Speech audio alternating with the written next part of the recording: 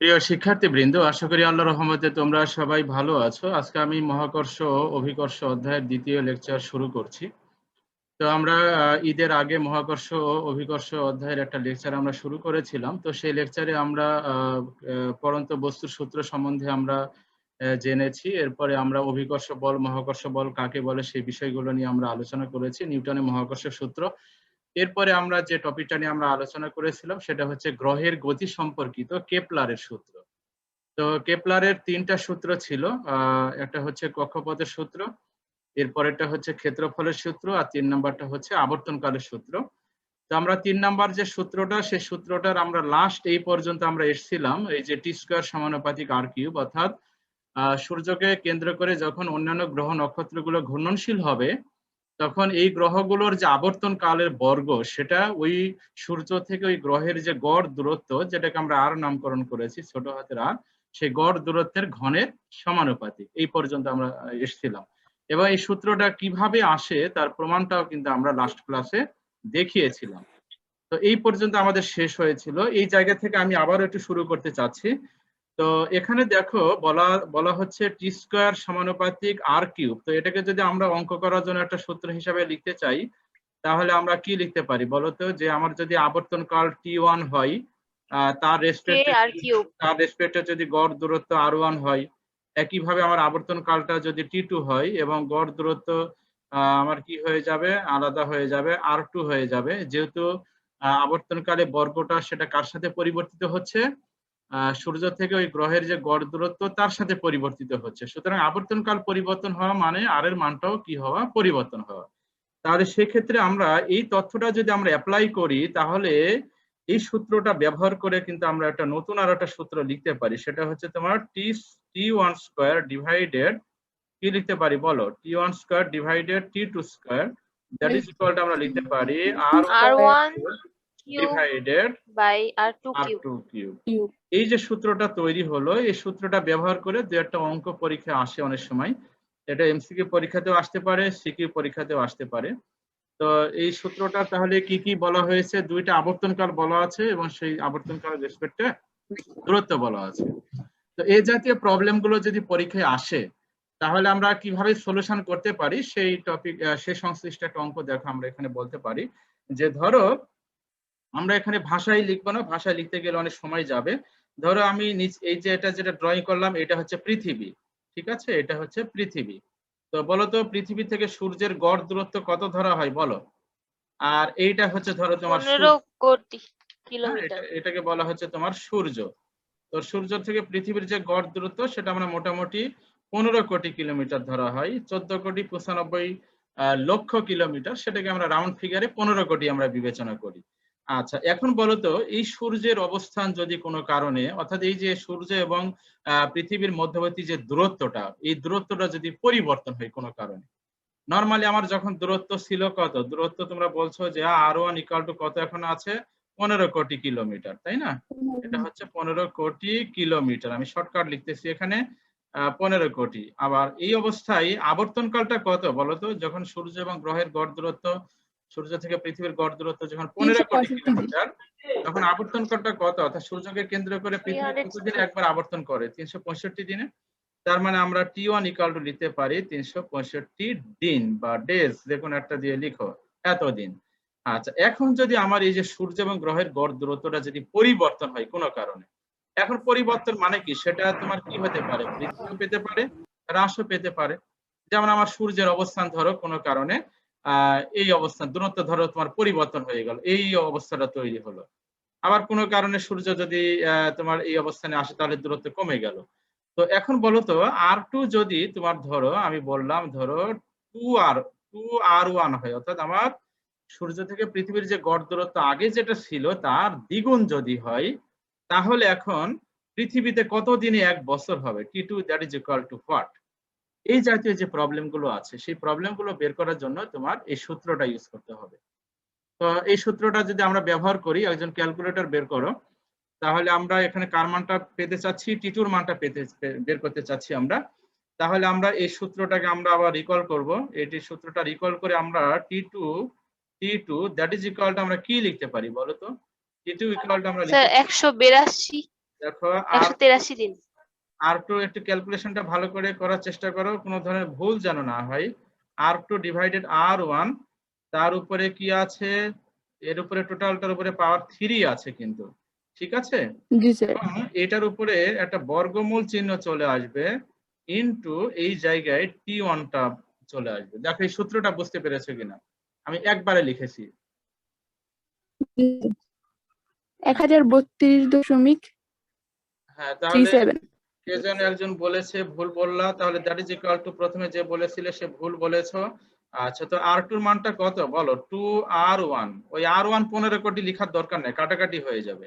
আর নিচে হচ্ছে R1, তো তার উপরে কত হয়ে যাচ্ছে, কিউব আছে।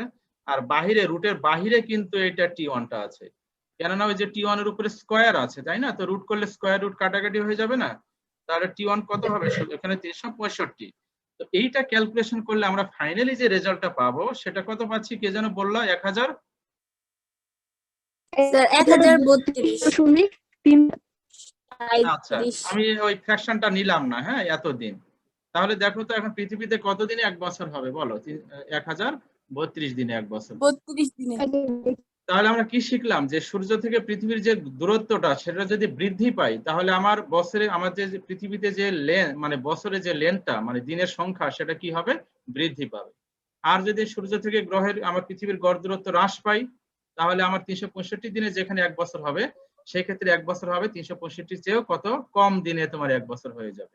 তাহলে এই জাতীয় প্রশ্ন পরীক্ষা এলে পারবে কিনা বলো, তোমার এই সূত্রটা ব্যবহার করে।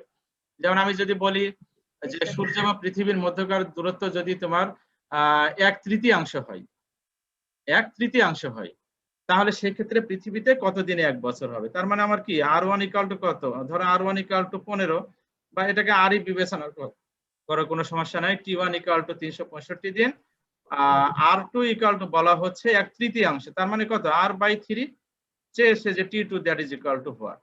তাহলে সেক্ষেত্রে এই ডাটাগুলো ব্যবহার করলে T2 যে মানটা পাবে সেটা কি 365 চেয়ে বেশি হবে, সমান হবে, না কম হবে বলো?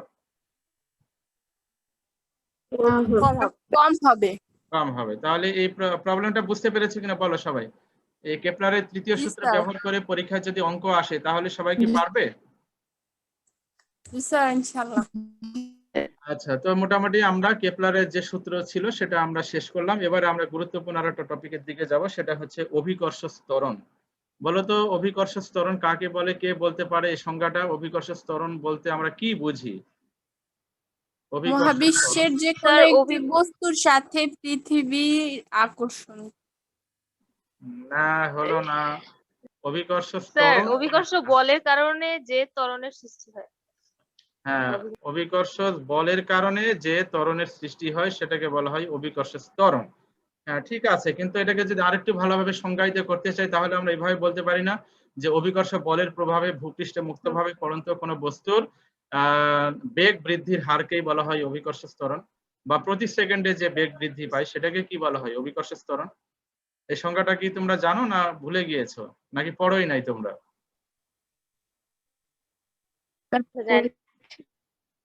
তাহলে সংজ্ঞাটা হচ্ছে অভিকর্ষ বলের প্রভাবে ভূপৃষ্ঠে মুক্তভাবে পড়ন্ত কোনো বস্তুর বেগ বৃদ্ধির হারকেই বলা হয় অভিকর্ষ ত্বরণ। তো বলো তো প্রতি সেকেন্ডে কি পরিমাণ বেগ বৃদ্ধি পাই, তোমরা কি জানো? প্রতি সেকেন্ডে বেগ বৃদ্ধি 9.8। 9.8। 9.8 মিটার পার 9.8 সেকেন্ড। 9.8 কি? ms metre inverse per 1 metre per second. Very good, metre per second. Metre per second square লেখা যাবে না কিন্তু, কেননা প্রতি সেকেন্ডে বেগ বৃদ্ধি চাচ্ছ তুমি, তো যার জন্য এটা বেগ বৃদ্ধির হার হবে তোমার 9.8 মিটার পার সেকেন্ড। তার মানে আমরা নরমালি জি এর মানটা আমরা জানি 9.8 মিটার পার সেকেন্ড, তার উপরে স্কয়ার। তো এই মানটা কিন্তু আসলে কনস্ট্যান্ট নয়, এই মানটা আসলে পরিবর্তনশীল হয়। তো অভিকর্ষ ত্বরণ কাকে বলে এই সংজ্ঞাটা একটু মনে রাখবে, হ্যাঁ, এটা 1 মার্কের জন্য পরীক্ষায় অনেক সময় আসে। তো পরীক্ষায় যদি সংজ্ঞা আসে তাহলে বলবে যে অভিকর্ষ বলের প্রভাবে ভূপৃষ্ঠে মুক্তভাবে পড়ন্ত কোনো বস্তুর বেগ বৃদ্ধির হারকেই বলা হয় অভিকর্ষ ত্বরণ। এটা 1 মার্কের জন্য এলে এতটুকু সংজ্ঞা লিখে দিলেই হয়ে যাবে। আচ্ছা, এবারে চলে এসো, এই অভিকর্ষ ত্বরণ তোমার বের করার একটা ফর্মুলা আছে। আমি ডিটেইলসে যাব না, যেহেতু তোমরা জানো এই জন্য আমি আর ডিটেইলসে যাচ্ছি না। অভিকর্ষ ত্বরণ বের করার একটা ফর্মুলা হচ্ছে তোমার G, that is equal two G capital M divided এখানে আমরা ডি স্কোয়ার লিখবো বা আর স্কোয়ার লিখবো আমরা। তো পৃথিবীটা যে যদি একেবারে গোল হয়, একেবারে যদি তোমার গোল হয়, তাহলে সেক্ষেত্রে সেন্টার থেকে যে দূরত্ব সেটা আমরা ব্যাসার্ধই ধরে নিব, যেটাকে আমরা ক্যাপিটাল আর দিয়ে প্রকাশ করি। কিন্তু বাস্তবে কি আসলে পৃথিবী গোলাকার মানে গোল নাকি কমলা লেবুর মতো? কমলা লেবুর মতো। এর মতো। এই জন্য আমরা এখানে এই যে জিএম বাই আর স্কোয়ার লিখবো না, হ্যাঁ, এটা ডি স্কোয়ার লিখবো। তো যদি তোমরা গোল বিবেচনা করো সেক্ষেত্রে তুমি এখানে আর স্কোয়ার লিখতে পারো। তো এখন বলো তো এই যে G equal to GM by R square, এখানে জি তো universal constant, gravitational constant, M হচ্ছে পৃথিবীর ভর, পৃথিবীর ভর হচ্ছে 6 × 10⁻24 কেজি, তাহলে জিও কনস্ট্যান্ট এমও কনস্ট্যান্ট। এখন বলো তো এই ডি এর মান যদি পরিবর্তন হয় তাহলে জি এর মানটা কি হবে বলো? জি হ্রাস সমানুপাতিক পাবে। পরিবর্তিত হবে। পরিবর্তন হবে, হ্রাস বলবো না আমরা, পরিবর্তন হবে। ডি যদি কম হয় তাহলে জি কি হবে? বেশি হবে। আর ডি যদি বেশি হয় তাহলে জি কি হবে? কম হবে। তো এই যে কম হচ্ছে বা বৃদ্ধি পাচ্ছে সেটা কি হারে কম হচ্ছে, কমে যাচ্ছে বা বৃদ্ধি পাচ্ছে? সেটা হচ্ছে বর্গের ব্যস্তানুপাতিক হারে। হ্যাঁ, বর্গের ব্যস্তানুপাতিক হারে হ্রাস বৃদ্ধি পাচ্ছে। তো এখন এই যে জি এর মানের যে ভেরিয়েশনটা হয়, তার মানে জি আসলে কনস্ট্যান্ট রাশি নয়, জি হচ্ছে পরিবর্তনশীল। তো জি যে কি কি কারণে পরিবর্তন হয় জি এর মানের, সেই বিষয়টা নিয়ে এখন আমরা আলোচনা করব, জি এর মানের পরিবর্তন। তো দেখো জি এর মানের পরিবর্তন এখানে বেশ কয়েকটা কারণে জি এর মানের পরিবর্তন হয়। জি এর মানের পরিবর্তন, এক নাম্বার কারণ হচ্ছে পৃথিবীর আকৃতিগত কারণে। তোমরা কি জানো যে পৃথিবী অলরেডি বলা হয়ে গেছে পৃথিবীর আকৃতি আসলে কমলা লেবুর মতো, ঠিক আছে? জি এর মানের পরিবর্তন, তো পৃথিবীর আকৃতি যেহেতু কমলা লেবুর মতো, তাহলে এক নাম্বার যে জি এর পরিবর্তনটা হবে সেটা হচ্ছে, এক নাম্বার যে কারণ সেটা হচ্ছে আকৃতিগত কারণে, পৃথিবীর আকৃতিগত কারণে। তো বলো তো পৃথিবীর আকৃতিগত কারণে জি এর মানের কিভাবে ভেরিয়েশন হবে? এটা লামিয়া রহমান বলো, পৃথিবীর আকৃতিগত কারণে জি এর মানের পরিবর্তন কিভাবে হবে? লামিয়া রহমান একটু বলো, পৃথিবীর আকৃতিগত কারণে। লামিয়া রহমান কি শুনতে পাচ্ছ? পৃথিবীর আকৃতিগত কারণে। আচ্ছা, লামিয়া রহমানের রেসপন্স নাই। নাফিসা আক্তার বলো। এই যে পৃথিবী তো কমলা লেবুর মতো, তাই আমরা হচ্ছে আর নিব না, আমরা ডি নিব। স্যার ডি, স্যার মেরু আর বিষুবীয় অঞ্চলে তো দূরত্বের পার্থক্য হয়। হ্যাঁ, এটা হলো সেন্টার ও এটা হচ্ছে পৃথিবী। হ্যাঁ, আমরা এখানে একটা বিন্দু বিবেচনা করলাম, ধরো এটা হচ্ছে এম বিন্দু, আর এখানে একটা বিন্দু আমরা বিবেচনা করলাম, এটা হচ্ছে এন বিন্দু। তো আমরা চিত্র থেকে কি দেখতে পাচ্ছি? চিত্র থেকে আমরা দেখতে পাচ্ছি না ও এম গ্রেটার দ্যান কি বলতো? O N. তার মানে আমার ও থেকে এই যে দূরত্বটা, এই দূরত্বটা অবশ্যই তোমার ও এন এর চেয়ে কি হবে? বেশি হবে। তো এই যে এম এম এম বিন্দুতে এম পয়েন্টে কি অঞ্চল অবস্থিত? তোমরা কি জানো এগুলো? এদিকে কি আছে আর স্যার এন এ এম কি আছে হচ্ছে বলো? বিষুবীয় অঞ্চল আর এন হচ্ছে মেরু অঞ্চল। হ্যাঁ, এন এর ওইদিকে আছে তোমার মেরু অঞ্চল আর এইদিকে হচ্ছে তোমার বিষুবীয় অঞ্চল, বিষুবীয় অঞ্চল। তো তাহলে এখন বলো তো তোমরা নিজেরা একটু সেন্স অ্যাপ্লাই করো। তাহলে তোমার সেন্টার থেকে, পৃথিবীর সেন্টার থেকে বিষুবীয় অঞ্চল কি নিকটে অবস্থান করছে না দূরে অবস্থান করছে বলো? দূরে অবস্থান করছে। তো দূরে অবস্থান করলে তাহলে কিছুক্ষণ আগে আমরা কি দেখতে পেলাম? জি সমানুপাতিক কি 1/d²। তার মানে সেই ক্ষেত্রে আমার এখানে এই যে ওএম যেটা, সেই দূরত্বটা যেহেতু বেশি, তাহলে তোমার এখানে এম পয়েন্টে জি এর মানটা কি হবে বলো? কম হবে। আর এন অঞ্চল যেহেতু তোমার পৃথিবীর সেন্টারের নিকটবর্তী অঞ্চলে অবস্থিত, অর্থাৎ উত্তর এবং দক্ষিণ মুখে, তার পৃথিবীটা চ্যাপ্টা, কিছুটা বেশি। চ্যাপ্টা। তার মানে এখানে দূরত্ব যেহেতু কম, তাহলে জি এর মানটা তোমার কি হবে? বেশি হবে, ঠিক আছে?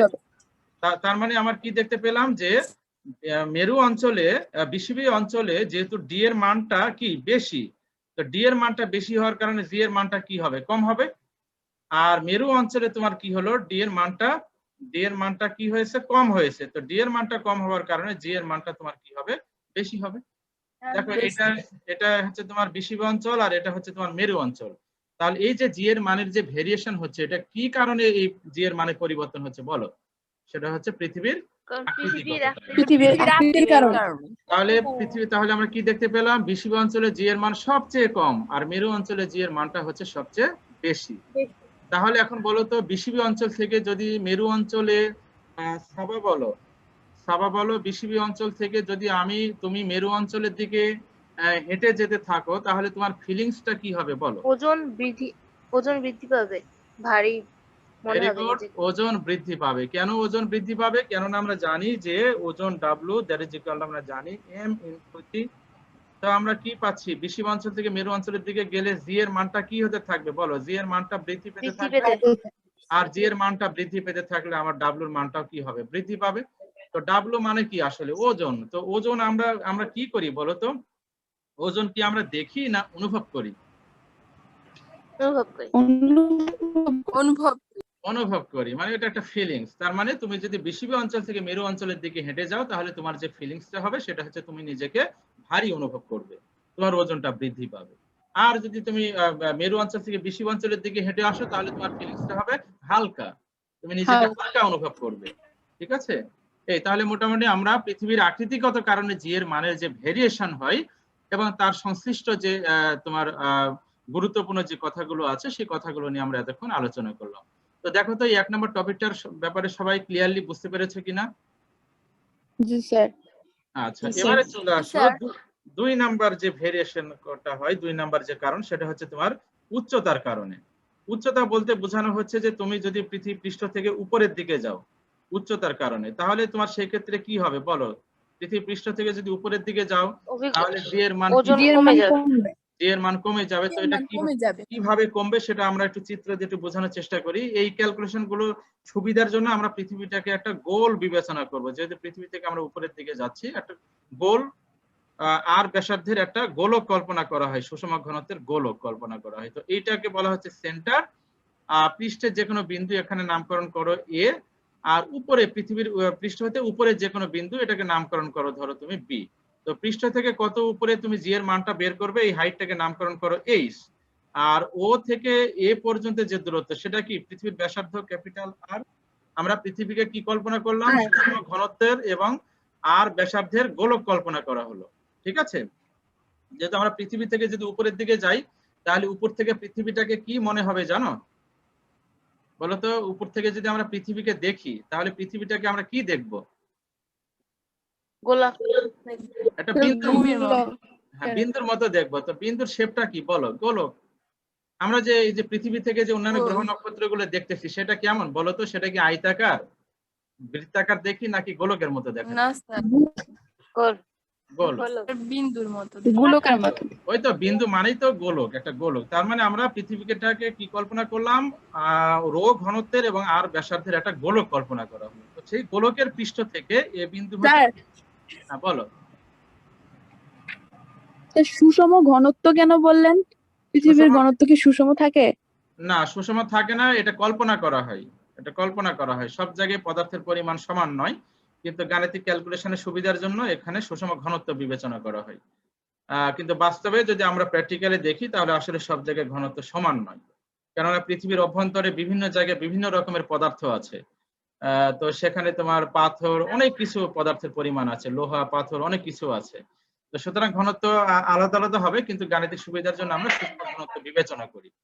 তো এখন বলো তো আমরা এ বিন্দুতে। স্যার, হ্যাঁ বলো। Sir, G G equals to GM by R না?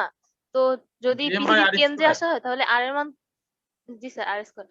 পৃথিবীর কেন্দ্রে আসলে তো আর এর স্কয়ারের মানটা 0 হয়ে যায় না? তাহলে তো মানে হচ্ছে অসীম হওয়ার কথা অভিকর্ষ ত্বরণটা, কিন্তু এখানে 0 হয়ে যায় কেন? আচ্ছা, এটা ব্যাখ্যা দিব আমি, একটু ধৈর্য ধরো। হ্যাঁ, এবারে আমরা আস্তে আস্তে যাব। আমরা আগে এখন কোনটা পড়তেছি বলো? আমরা কি পৃথিবীর ভিতরে যাচ্ছি না উপরে যাচ্ছি? উপরে। উপরে। তাহলে এটা নিয়ে আগে কাজ করো, ভিতরে আমরা যাব পরে, গভীরেও আমরা যাব। ঠিক আছে, একটু ধৈর্য ধরো। আচ্ছা, তাহলে এ বিন্দুতে যদি আমরা লিখতে চাই তাহলে জি ইকুয়াল টু কি লিখবো বলো? জি এম ডিভাইডেড কত? আর স্কয়ার, রাইট? এটা সমীকরণ নাম্বার 1। এবারে আমরা বি বিন্দুতে আমরা লিখতে চাচ্ছি। তো বলো তো বি বিন্দুটা সেন্টার থেকে কত দূরত্বে অবস্থান করছে এখন বলো? R plus H. আর প্লাস এইচ তার উপরে হোল স্কয়ার, সমীকরণ নাম্বার 2। আচ্ছা, এখন বলো তো এই 2 নং সমীকরণ থেকে আমি ইজিলি বলে দিতে পারি না বলো তো যে আমরা যদি উপরের দিকে যাই তাহলে এই যে আর প্লাস এইচ, এই আর প্লাস এইচ এটাকে ধরো আমরা ডি নামকরণ করলাম। তাহলে 2 থেকে আমরা কি লিখতে পারি বলো তো? 2 থেকে আমরা এটা লিখতে পারি না G prime that is equal to G M divided কি লিখতে পারি বলো? D square. তার মানে কি লিখতে পারি? জি প্রাইম সমানুপাতিক 1 বাই কে ডি স্কয়ার। তাহলে এখন বলো তো পৃথিবী পৃষ্ঠ থেকে যদি উপরের দিকে যাই তাহলে এই এইচ এর মানটা কি হবে বলো? পরিবর্তন হবে। আর কিন্তু কনস্ট্যান্ট, তো এইচ এর মানটা পরিবর্তন হলে ডি এর মানটা কি হবে বলো, পরিবর্তন হবে। তো ডি এর মান পরিবর্তন মানে কি, আমি যদি উপরের দিকে যেতে থাকি তাহলে ডি এর মান কি বৃদ্ধি পাবে না হ্রাস পাবে? বৃদ্ধি পাবে। বৃদ্ধি পায়। ডি এর মান যদি বৃদ্ধি পায় তাহলে বলো, এখানে কথা বলতে থাকো, ডি এর মান বৃদ্ধি পেলে কি হবে অভিকর্ষ ত্বরণ? আর জি এর মান অভিকর্ষ কমে যাবে, তাহলে অভিকর্ষ জি এর ত্বরণ মান কমে কমতে যাবে। থাকবে। কমে যাবে। তাহলে ব্যাপারটা বুঝতে পেরেছো যে আমরা যদি পৃথিবী পৃষ্ঠ থেকে উপরের দিকে যাই তাহলে জি এর মান কি হয় বলো, এক কথাই বলো, কমে যায়। কমে যায়। কম সবাই ক্লিয়ারলি বুঝতে পেরেছো? আমরা যদি পৃথিবী পৃষ্ঠ থেকে উপরের জি দিকে স্যার। যাই তাহলে জি এর মানটা জি কমে স্যার। যায়। আচ্ছা, এবারে এখানে একটা ম্যাথামেটিক্স করব, আমরা একটা অঙ্ক করব। অঙ্কটা কি, যে ধরো আমরা পৃথিবীর পৃষ্ঠ হতে ধরো তোমার 8 কিলোমিটার উচ্চতায় আমরা জি এর মানটা বের করতে চাচ্ছি। যে ধরো তোমার আমি যদি একটা অঙ্ক ভালোভাবে বলতে চাই, যে ধরো তোমার 40 কেজি ভরে একটা বস্তুকে 8 কিলোমিটার উচ্চতায় নিয়ে যাওয়া হলো, তাহলে সেখানে এই বস্তুটার ওজন কত হবে, ডাব্লিউ ইকুয়াল টু হোয়াট? তো ওজন মানে কত বলো তো, ওজন ডাব্লিউ ইকুয়াল টু কত আমরা জানি, W equal to M G. তো এম এর মান কি পরিবর্তন হবে? এম এর মান তো 40 কেজি থাকবে, তাই না? না স্যার, কিন্তু উপরে গেলে কার মান পরিবর্তন হবে? জি এর মানটা পরিবর্তন হবে। জি এর মান। এই যে 8 কিলোমিটার উচ্চতায়, অর্থাৎ যে কোনো উচ্চতায় জি এর মান কত সেটা বের করার জন্য কোন সমীকরণটা ইউজ করবে বলো, 1 নং সমীকরণ না 2 নং সমীকরণ? 2 নং সমীকরণ। তাহলে 2 নং 2 সমীকরণটা নং আমরা ইউজ সমীকরণ। করব। তাহলে 2 নং সমীকরণে কি বলা আছে আমি এই অঙ্কটা আগে একটু করে দিই। হ্যাঁ, জি প্রাইম তোমরা নিজেরাই পারবে, তারপর আমি একটু বলে দিচ্ছি। জি এম ডিভাইডেড কত, আর প্লাস এইচ তার উপরে স্কয়ার। এখন এখানে দেখো জি এর মানটা আমাদের জানা আছে 6.673 into 10 to the power -11 newton metre square per KG square. আমি এককটা লিখলাম না। হ্যাঁ, এম হচ্ছে পৃথিবীর ভর, that is 6 into 10 to the power 24। এগুলো অঙ্কে দেওয়া থাকে, এগুলো তোমাদের মুখস্থ করতে হবে না। আর আমাদের জানা আছে পৃথিবীর ব্যাসার্ধ 6.4 into 10 to the power 6 metre. আর এইচ এর মানটা কত উচ্চতায় বের করতে চাচ্ছি আমরা, 8 কিলোমিটার। তো 8 কিলোমিটার মানে কত, 8 into 10 to the power 3 metre. এবারে এই পয়েন্টে G prime that is equal to কত, হোয়াট? তাহলে সমস্ত মান আমাদের এখানে যদি প্রয়োগ করা হয় তাহলে এই জি প্রাইমের মানটা আমরা পাবো কিনা একটু আমাকে বলো, এত মিটার পার সেকেন্ড স্কয়ার পাওয়া যাবে? জি স্যার। তো জি প্রাইম পেয়ে গেলে আমরা কি পাবো, তাহলে জি প্রাইম পেয়ে গেলে আমরা ওজন পেয়ে যাব। ওজন ডাব্লিউ ইকুয়াল টু কত, W prime that is equal to কত, এম জি প্রাইম। দেখো তো অঙ্কটা বুঝতে পেরেছো কিনা সবাই? জি স্যার। তাহলে উচ্চতার সাপেক্ষে যদি তোমার স্যার। অভিকর্ষ ত্বরণ বের করতে বলে তাহলে সবসময় কোন ফর্মুলাটা ইউজ করবে, এই 2 নং ফর্মুলাটা ইউজ করবে। ঠিক আছে, 2 নং ফর্মুলা ইউজ করে আমরা এখানে একটা তোমার প্রশ্ন সলিউশন করলাম, যে সেই ক্ষেত্রে এই বস্তুটার ওজন কত হবে। প্রথম স্টেপে আমরা জি বের করলাম, দ্বিতীয় স্টেপে আমরা ওজন বের করলাম। এবারে তৃতীয় স্টেপে আরেকটা প্রশ্ন করা হতে পারে যে ওজন কি হ্রাস পাবে না বৃদ্ধি পাবে বলো। কোন একটা বস্তু যদি উপরের দিকে যায় তাহলে তার যে হ্রাস সেটা কত হ্রাস পাবে। হ্রাস পাবে। তো কতটুকু হ্রাস পেয়েছে সেটা বের করার জন্য আমরা কি করব, সেটা বের করার জন্য পৃথিবী পৃষ্ঠে তার ওজন কত ছিল সেটা আগে বের করো, এমজি। তো এম মানে হচ্ছে 40 আর জি হচ্ছে পৃথিবী পৃষ্ঠে জি কত 9.8। তাহলে ক্যালকুলেশন করলে এত নিউটন পেয়ে যাবে। আর একইভাবে এখানে 40 ইনটু জি প্রাইমের যে মান পাবে সেটা এখানে অ্যাপ্লাই করলে সামথিং নিউটন পেয়ে যাবে। তাহলে তোমার ওজন কতটুকু হ্রাস পেয়েছে সেটা বের করার জন্য কি করবে বলো, ভাগ করব, বিয়োগ করে। বিয়োগ করতে হবে। ভেরি গুড, বিয়োগ করতে হবে। তাহলে পৃথিবী পৃষ্ঠে কত ছিল ডাব্লু, আর উপরে গেলে কত হয়েছে ডাব্লু প্রাইম। এইটা ক্যালকুলেশন করলে যেটা হবে সেটাই হচ্ছে এতটুকু ওজন তোমার কি হবে, হ্রাস পাবে। আচ্ছা, শতকরা কতটুকু হ্রাস পাবে সেটা বের করার জন্য কি করবে, অনেক স্যার ধারণা যেই W প্রাইম উপর দিয়ে ভাগ W sir into 100। Del W by W into 100। Very good, del W by W into 100%। তাহলে এখানে একটা সৃজনশীল প্রশ্ন কিন্তু আমরা সলিউশন করলাম, যে 40 কেজি ভরে একটা বস্তুকে যদি যে কোনো উচ্চতায় নিয়ে যাওয়া হয় তাহলে তার সেখানে অভিকর্ষ ত্বরণ কেমন হবে, তার ওজন কেমন হবে, তার ওজন কতটুকু হ্রাস পাবে এবং তার ওজন শতকরা কত পার্সেন্ট হ্রাস পাবে। তাহলে এই প্রশ্নটার ব্যাপারে সবাই ক্লিয়ারলি বুঝতে পেরেছে কিনা এটা আমাকে বলো। জি স্যার। জি স্যার। আচ্ছা, এবারে আমরা এখানে আরো কিছু অ্যানালাইসিস আছে। সেই অ্যানালাইসিসটা হচ্ছে পৃথিবী পৃষ্ঠে আমরা লিখেছিলাম G equal to GM by R square, তাই না? আর উপরে কত যেন লিখলাম আমরা, G prime that is equal to ছিল জিএম ডিভাইডেড কত ছিল আর প্লাস এইচ তার উপরে স্কয়ার। ঠিক আছে, হ্যাঁ, এটা 1 নং সমীকরণ ছিল আর পরেরটা ছিল 2 নং সমীকরণ। তো বলো তো 2 কে যদি 1 দিয়ে ভাগ করা হয় তাহলে আমরা কি পাবো এখানে বলো, G prime by G that is equal to কি পাওয়া যাচ্ছে এখানে বলো, শর্টকাট বলো, R plus R divided R plus H whole square. এই সমীকরণটা পাওয়া যায় কিনা একটু আমাকে বলো সবাই। কি করেছি 2 কে 1 দিয়ে ভাগ করেছি, এই সিম্পল ম্যাথমেটিক্স। আচ্ছা তাহলে আমরা 2 কে 1 দিয়ে ভাগ করে যে সমীকরণটা পেলাম এটাকে আবার ট্রিপল স্টার দিয়ে দাও। এই সমীকরণ ব্যবহার করে অঙ্ক পরীক্ষায় এসেছে, বহু জায়গায় এসেছে সৃজনশীল প্রশ্ন। কি প্রশ্ন এসেছে যে পৃথিবী পৃষ্ঠ হতে কত উচ্চতায় গেলে, ধর এই যে পৃথিবী পৃষ্ঠ, এটা হচ্ছে পৃথিবী, তো পৃথিবীর পৃষ্ঠ হতে কত উচ্চতায় গেলে সেখানকার জি এর মান ভূপৃষ্ঠের জি এর মানের ধরো 1/3 হবে বা অর্ধেক হবে, 2/3 হবে বা 1/4 হবে বা শতকরা দিয়েও বলা হতে পারে, যে বলা হলো যে তোমার ধরো তোমার 70% হবে। ভূপৃষ্ঠ হতে কত উচ্চতায় গেলে সেখানকার জি এর মান ভূপৃষ্ঠের জি এর মানের 70% হবে। তাহলে এখানে কার মান চাওয়া হচ্ছে বলো? এইচ এর মান। এইচ এর মান। এই মানটা, এই অঙ্কটা বের করার জন্য দেখো ভূপৃষ্ঠের সাপেক্ষে বলা হয়েছে, তখন কিন্তু এই সমীকরণটা তোমাকে ইউজ করে অঙ্কটা করতে হবে। তো বলো তো এই সমীকরণটা ইউজ করে যদি আমরা অঙ্কটা স্যার জি করতে, এর মান পূর্বের 70% হবে, কিসের মান 70% হবে?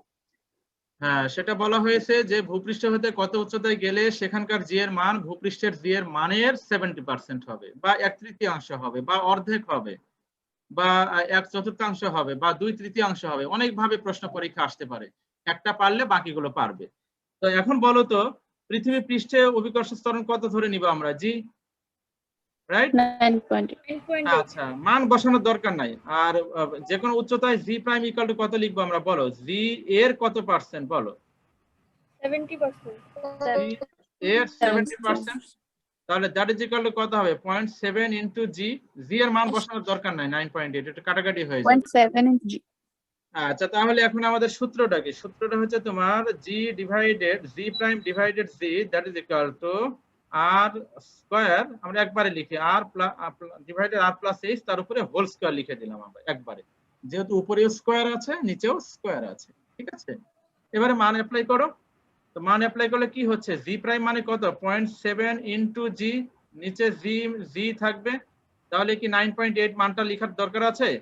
আর আর এর মানটা কত? 6.4 ইনটু 10 টু দি পাওয়ার 6, আর নিচে হচ্ছে 6.4 into 10 to the power 6 plus 8, এর উপরে কিন্তু আবার হোল স্কয়ার আছে। তাহলে এই যে বাম পাশে উপরে আর নিচে জিটা কাটাকাটি হয়ে যাবে।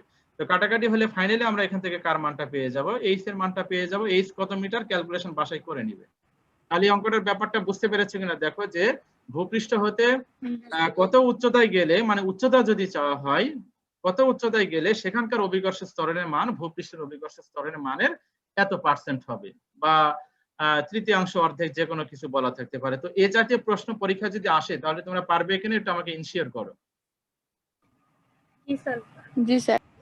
আচ্ছা তো আমরা এখানে মোটামুটি এই সমীকরণটাতে আবারও আমরা একটু ফিরে যাব। আমরা ম্যাথ করছি প্লাস থিওরি, দুইটা একসাথে আমরা আগাচ্ছি।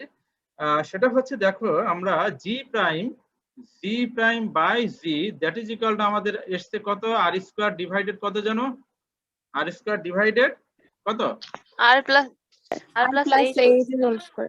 হ্যাঁ, তো সেটাকে এইভাবে লেখা যায় কিনা একটু আমাকে বলো। 1 প্লাস এইচ বাই আর, তার উপরে হোল স্কয়ার, অর্থাৎ এই যে আর প্লাস এইচ হোল স্কয়ার, সেখানে ভিতরে আর কমন নিয়ে সেটাকে বাহিরে নেওয়া হয়েছে, আর তাকে বাহিরে নেওয়া হয়েছে। তো বাহিরে নিলে কি হবে? আর স্কয়ার হয়ে যাবে। তাহলে এই আর স্কয়ার কি হবে? কাটাকাটি হবে। তো কাটাকাটি হলে আমার এখানে তৈরি হচ্ছে 1 প্লাস এইচ বাই আর, তার উপরে কি হবে? মাইনাস পাওয়ার 2 হয়ে যাবে। অর্থাৎ এখানে এটা যখন নিচে ছিল তখন পাওয়ার কি ছিল? ধনাত্মক, এটা উপরে গেলে পাওয়ার কি হয়ে যাবে? ঋণাত্মক। তো এইটা একটা সূত্রে, এটার একটা সূত্র আছে, সূত্রটা তোমরা পড়েছো কিনা আমি জানি না, এগুলো বীজগণিতে তোমাদের আছে, দ্বিপদী বাইনোমিয়াল থিওরেম, দ্বিপদী উপপাদ্যের বিস্তৃতি। সূত্রটা হচ্ছে 1 প্লাস এক্স, তার উপরে পাওয়ার হচ্ছে -2, that is equal to 1 minus 2x plus 3x square minus 4x cube, এভাবে চলতে থাকবে। এটা একটা সূত্র, হ্যাঁ এই সূত্রটা ইউজ করতে হবে। তো বলো তো এখানে x এর পরিবর্তে আমাদের কে আছে বলো? H by R. H by R আছে। তাহলে আমরা এটাকে সূত্র আমরা লিখতে চাচ্ছি। তো সূত্র করলে কি অ্যাপ্লাই করলে কি হবে বলো? যে কোনো একজন বলো। তাহলে আমরা একবারে লিখতে চাচ্ছি 1 minus 2 into H by R. হ্যাঁ 1 minus plus 3 H by R plus 3h square by R 3 into H by R minus 4h cube divided R cube. আর লেখার দরকার নাই, প্লাস ডট ডট দিয়ে দাও। এবারে বাম পাশে কিন্তু আমি শুধু জি প্রাইম লিখেছি, তাহলে ডান পাশে কি এসে গুণ হয়ে যাবে? দ্বিগুণ হয়ে যাবে, ঠিক আছে? আচ্ছা, এবারে এখানে আমরা একটা কন্ডিশন অ্যাপ্লাই করব। কন্ডিশন বলতে বোঝানো হচ্ছে যে তোমার আর তো পৃথিবীর ব্যাসার্ধ একটা বড় একটা মান, তো তার তুলনায় যদি তোমার এইচটা অনেক ছোট হয়, very very less than R হয়, যদি এইচটা very very less than capital R হয়, তাহলে বলো তো এই যে উচ্চঘাতের যে পদগুলো আছে এই পদগুলোর মান কি হবে বলো? শূন্যের কাছাকাছি হবে। শূন্যের কাছাকাছি হবে, অনেক ছোট হবে। তার মানে আমরা কি করতে পারি, আমি উদাহরণ দিয়ে যদি একটু বোঝানোর এগুলো চেষ্টা বাদ করি, দিতে পারি। ধরো তোমার এই ইকুয়ালটা আমরা ধরে নিলাম, ধরো তোমার 10 মিটার। তো 10 মিটার আর পৃথিবীর ব্যাসার্ধ কত বলো তো? 6.4 × 10⁶। তো বলো তো 10 মিটারের তুলনায় এই মানটা কি অনেক বড় না? তাহলে 10 মিটারটা কি very very G less sir. Than capital R. তাহলে সেক্ষেত্রে এই উচ্চঘাতের যে পদগুলো আছে পদগুলোর মান কি হবে? অনেক ছোট হবে এবং সেগুলো প্রায় জিরোর কাছাকাছি হবে। তার মানে এই উচ্চঘাতের পদগুলোকে আমরা যেহেতু জিরোর কাছাকাছি, তার মানে এই মানগুলো জি এর পরিবর্তনে ততটা প্রভাব ফেলবে না। তার মানে আমরা এই উচ্চঘাতের পদগুলোকে কি করতে পারি বলো? বাদ দিতে পারি। ইউজ না করতে পারি। বাদ দিতে পারি। তার মানে আমরা ফাইনালি আমরা এখান থেকে পেয়ে যাচ্ছি G prime that is equal to 1 - 2h divided R whole into এই পাশে আবার কি আছে? জি আছে। এই যে সমীকরণটা বের হলো, এই সমীকরণটা একটু মনে রেখো। আমরা তো অলরেডি জেনে গেছি যে পৃথিবী পৃষ্ঠ থেকে উপরের দিকে গেলে জি এর মান কমে যায়, কিন্তু এই সমীকরণটা বের করার একটা কারণ আছে, সেটা হচ্ছে ওই যে তুমি যে উপরের দিকে গেলেও জি এর মান কমবে, আবার পৃথিবী পৃষ্ঠ থেকে নিচের দিকে গেলেও জি এর মান কমবে। কিন্তু দুইটার মধ্যে যে পার্থক্যটা আছে সেই পার্থক্যটা বোঝানোর জন্য মূলত এই সমীকরণটা তোমার বের করা হলো। তো এখন এই সমীকরণটা কিভাবে বের করলাম? এখানে একটা শর্ত প্রয়োগ করে কিন্তু বের করা হয়েছে যে এইচ এর মানটা যদি আর এর চেয়ে ছোট হয়। তো এখন যদি পরীক্ষা কখনো এই যে আমরা কিছুক্ষণ আগে যে অঙ্কটা করলাম যে পৃথিবী পৃষ্ঠ হতে কত উচ্চতায় গেলে সেখানকার জি এর মান ভূপৃষ্ঠের জি এর মানের 70% হবে, তো সেই অঙ্কটা আমরা এই যে এই সমীকরণ ব্যবহার করে করলাম। কিন্তু এই অঙ্কটা কিন্তু আমরা এই নিচের সমীকরণটা ব্যবহার করেও করতে পারি, কিন্তু সেই ক্ষেত্রে ওই উপরের সমীকরণ ব্যবহার করে এইচ এর যে মানটা পাবে, নিচের সমীকরণ ব্যবহার করলে কিন্তু এইচ এর সেই মানটা তুমি পাবে না, একটু পার্থক্য হবে। এই পার্থক্যটা কেন হবে বলো তো? স্যার, কারণ কারণ এখানে অনেকগুলো পদ তো বাদ দেওয়া হয়েছে। হ্যাঁ, এখানে অনেকগুলো পদকে আমরা এই যে উচ্চঘাতের পদগুলোকে বাদ দিয়েছি, এইগুলোর মান শূন্যের কাছাকাছি বলে, একেবারে শূন্য না বাট শূন্যের কাছাকাছি। তো শূন্যের কাছাকাছি হলেও তো সেটা একেবারে শূন্য না, তাই না? তার মানে ওই পদগুলোকে বাদ দেওয়ার কারণে এক্ষেত্রে এইচ এর মান যেটা বের করবে সেটার মাঝে কিছুটা ত্রুটি থাকবে, মানের খুব ভেরিয়েশন হবে না কিন্তু কিছু পার্থক্য থাকবে। তার মানে আমি যদি ত্রুটি মুক্ত এই অঙ্কটা করতে চাই, এই যে 70 কত উচ্চতায় গেলে 70% জি হবে পৃথিবী পৃষ্ঠে, তো সেটা বের করার জন্য আমরা কি এই নিচের এই সূত্রটা ইউজ করব নাকি উপরেরটা ইউজ করে আমরা অঙ্কটা করব? উপরেরটা করব। আমার পরামর্শ থাকবে সবসময় উপরেরটা ইউজ করে অঙ্কটা করবে। তবে আমরা সাধারণত নিচেরটা ব্যবহার করে অঙ্ক করলেও আমরা মার্ক দিয়ে দিই। সবসময় শিক্ষকরা সফট কর্নার থেকে তোমাদের খাতা দেখি আমরা, যার জন্য কিন্তু আমার পরামর্শ থাকবে ত্রুটি মুক্ত অঙ্ক করার জন্য। তো ত্রুটি মুক্ত করার জন্য অবশ্যই আমি নিচের ফর্মুলাটা ইউজ করব না, এখানে অনেকগুলো পদ বাদ দেওয়া হয়েছে, তাহলে অবশ্যই আমি কোন ফর্মুলাটা ইউজ করে অঙ্ক করব? উপরেরটা ইউজ করে অঙ্ক করব। তো এইটুকু স্যার এই সূত্রটা কিভাবে মানে প্রমাণ করবে যে হচ্ছে পৃথিবী পৃষ্ঠ থেকে নিচের দিকে গেলে মানে কমবে জি প্রাইমের মান?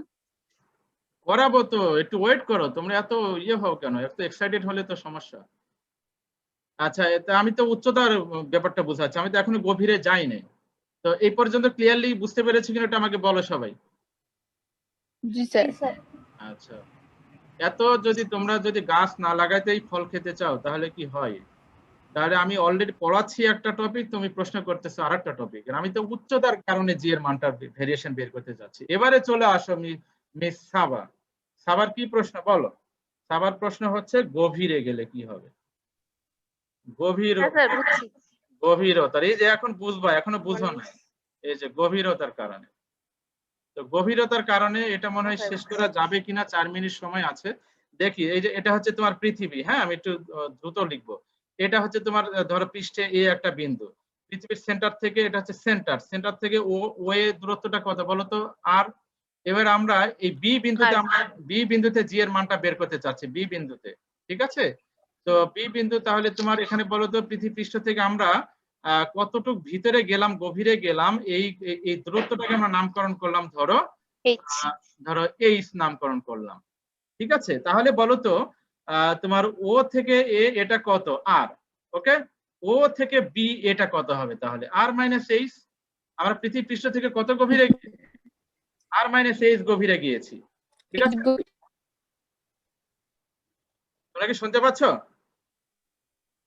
স্যার স্যার গভীরে গিয়েছি না, আর আর মাইনাস এইচ গভীর বললেন কেন? আমরা কত গভীরে গিয়েছি এইচ গভীরতায়, তাহলে পৃথিবীর সেন্টার থেকে ওই বিন্দুটা কত দূরে আছে বি বিন্দুটা, গভীরতা এইচ। আর মাইনাস হ্যাঁ, তার বিন্দুটা কত দূরত্বে আছে সেন্টার থেকে সেটা হচ্ছে আর মাইনাস এইচ। আর আমরা কত গভীরে গিয়েছি সেটা হচ্ছে এইচ গভীরে গিয়েছি। কোন জায়গা থেকে যাচ্ছি আমরা? পৃথিবীর পৃষ্ঠ থেকে যাচ্ছি। তাহলে পৃথিবীর পৃষ্ঠ থেকে কোন দিকে যাচ্ছি আমরা? সেন্টারের দিকে যাচ্ছি। ভেতরে। আচ্ছা, এখন বলো এ বিন্দুতে জি কত হবে বলো? জি ইকুয়াল টু কত? এ বিন্দু কোথায়? পৃথিবী পৃষ্ঠে GM by R square, right? তাহলে জি ডিভাইডেড আর স্কয়ার, ভর মানে কি বলো? ঘনত্ব ইনটু আয়তন, ঠিক আছে? তাহলে জি ডিভাইডেড আর স্কয়ার ইনটু রো, এই রো ভি কার পরিবর্তে এসছে? এম এর পরিবর্তে এসছে। ভর মানে হচ্ছে ঘনত্ব ইনটু আয়তন, ঠিক আছে? একটু রেসপন্স করো, রেসপন্স না করলে হয় না। আর ভি মানে কত লিখবো বলো? 4/3 পাই ক্যাপিটাল আর কিউব। এইটা যদি কাটাকাটি করা হয় তাহলে সিম্পলিফাই করলে আমরা যে রেজাল্টটা পাবো সেটা হচ্ছে তোমার এ বিন্দুতে G that is equal to পেয়ে যাবো আমরা 4/3 pi rho capital G into R. এটা সমীকরণ নাম্বার 1। এখন আমরা ঘনত্বে কেন যাচ্ছি তার কারণ আছে। এবারে চলে আসো বি বিন্দুতে, সে কারণটা আমরা পেয়ে যাব। বি বিন্দুতে যখন আমরা জি লিখবো তখন আমরা কি লিখবো বলো? জি এম ডিভাইডেড, বলো বি বিন্দুটা সেন্টার থেকে কত দূরে আছে বলো? চিত্র থেকে বলো। ওবি দূরত্বে আছে। তোমাদের কথা আমি কিছুই বুঝি না। আর মাইনাস এইচ তার উপরে কি স্কয়ার। এখানে কি এখন বলো তো, একটা বস্তু যখন পৃথিবীর পৃষ্ঠে থাকে তখন এই পৃথিবীর সমস্ত ভরই কিন্তু তাকে সেন্টারের দিকে টানবে। এখন এই বস্তুটা যখন তোমার এই বি বিন্দুতে আসবে তখন বাহিরের অংশের যে ভর সেটা কি এই বস্তুকে, এই যে বাহিরের অংশের যে ভরগুলো আছে পৃথিবীর যে অংশটা আছে এই অংশটাকে, এই বস্তু এই অংশগুলো কি তোমার এই বস্তুটাকে তোমার এই ভিতরের দিকে টানবে না বাহিরের দিকে টানবে? বাহিরের দিকে টানবে। বাহিরের দিকে টানবে। তার মানে এখন এই বি বিন্দুতে যখন বস্তুটা যাবে তখন কিন্তু এই বাহিরের অংশটার ভর কি এখন কাউন্টে আসবে না বাদ হয়ে যাবে বলো? বাদ হয়ে যাবে। বাদ হবে। বাদ হয়ে যাবে। তো এই জন্যই তো তোমার এখানে, তাহলে সেক্ষেত্রে পৃথিবীর যে ভর বি বিন্দুতে যখন আমরা যাব তখন কি ভর টোটালটাই থাকবে? আগের ভরই থাকবে না চেঞ্জ হবে? চেঞ্জ হবে। এই জন্য এখানে এম প্রাইম লিখতে হবে। দেখো দ্যাট ইজ ভেরি ইম্পর্টেন্ট। তার মানে জি ডিভাইড, স্যার ওগুলো বাইরের জিনিসগুলো ওদের বাইরের দিকে টানবে কেন? বাইরের দিকে টানবে তো। তোমার সেই বিন্দুটা তো এখন বস্তুটা তার উপরে নাই, উপরে থাকলে না সেন্টারের দিকে টানবে সেটা। এই সেন্স গুলো নাই তোমাদের। এখন এটা তো ভিতরে চলে গেল, তাহলে ভিতরে যাওয়ার কারণে ওই বস্তুটার বাহিরের যে ভর সেটাকে বাহিরের দিকে টানবে। আর ওই বস্তু থেকে সেন্টারের দিকে যে অংশটা আছে এই যে চিত্রে, এই সেন্টারের দিকে যে ভরগুলো থাকবে তারা এই বস্তুটাকে ভিতরের দিকে টানবে। এই যে ভিতরের দিকে এই অংশটার ভর এই বস্তুটাকে ভিতরের দিকে টানবে, বাহিরেরটা কিন্তু টানবে না। বাহিরের অংশটা তোমার বাহিরের দিকে টানবে, যার জন্য তো তার জি কমে যায়, ওজন কমে যায়। আচ্ছা, সময় নাই, একেবারে নাই, কেটে যাবে হয়তোবা। এবারে আমরা এখানে তাহলে কি লিখবো বলো? এম প্রাইমের পরিবর্তে কি লিখবো? Rho into V prime that is equal to G divided R minus H তার উপরে স্কয়ার ইনটু রো। আর ভি সমান আমরা কত লিখবো বলো? ভি প্রাইম সমান 4/3 পাই আর মাইনাস এইচ তার উপরে কিউব। এইটা কাটাকাটি করলে এটা জি প্রাইম হবে। তাহলে কাটাকাটি করলে G prime that is equal to 4/3 pi